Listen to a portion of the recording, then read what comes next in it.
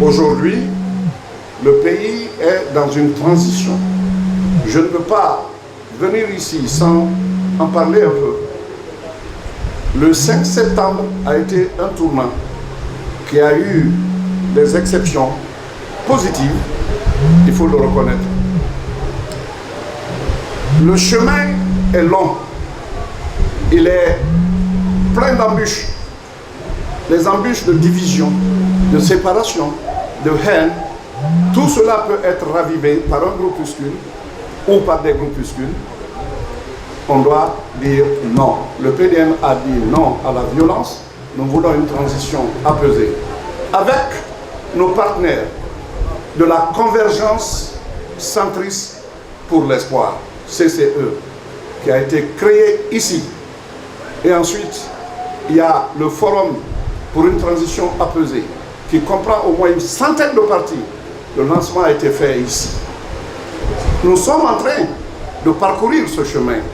On ne peut pas être au milieu du gué et dire le contraire de ce que nous avons dit hier.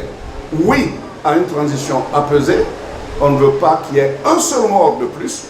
Et je l'avais dit au début, quand ça commence, on commence par compter 1, 2. Je crois qu'on doit être aujourd'hui à 7 ou 8. Ça commence à faire trop. 1 déjà, c'est trop. Il faut arrêter ça. Il faut arrêter. Il faut arrêter. Aller au dialogue.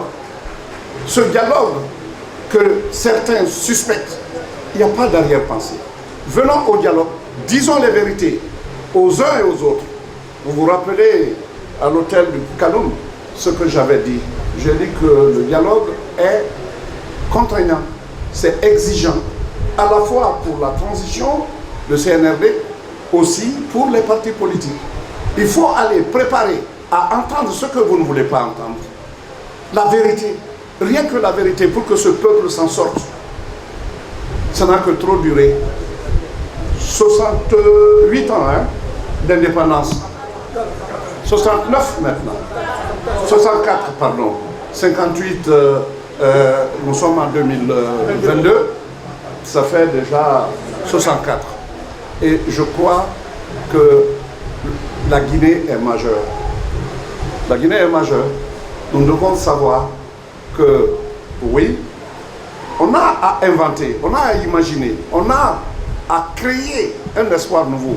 Cet espoir, c'est dans notre tête que ça doit changer. Les ressources minières sur lesquelles nous sommes assis sont vraies, c'est réel. C'est réel.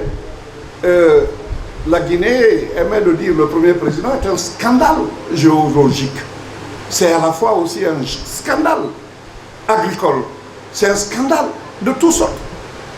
Et pour que cela se transforme de façon adéquate à nos façons de vivre, à notre façon de concevoir, il faut que nous comprenions que nous avons à nous mobiliser dans la sérénité.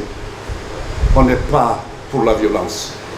Si je suis venu aujourd'hui, le bureau exécutif a reçu le comité de médiation.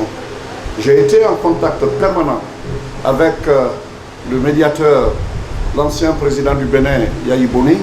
On a été en contact régulier. Quand il était à Conakry, je n'étais pas là. On se téléphonait. De retour à Cotonou, on se téléphonait.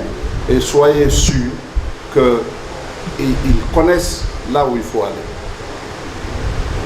Quant à nous, après avoir reçu les médiateurs ou les médiatrices, parce qu'elles sont 3, les facilitatrices, la frontière est très mince entre facilitateurs et médiateurs, mais toujours est-il qu'ils sont venus au siège ici.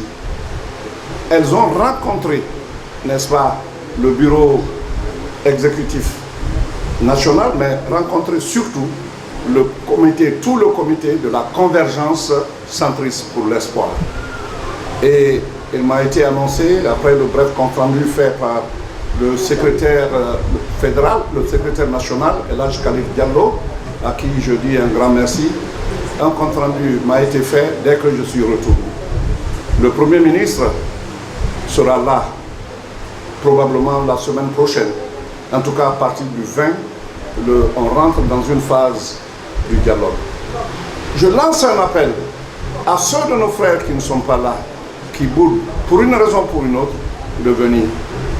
Pour que, ensemble, nous pèsions de notre poids, pour que la transition soit apaisée, pour que la transition soit le plus raisonnable possible, en adéquation avec ce que les Nations Unies, l'Union africaine, la CEDEAO exigent, qui est une adéquation.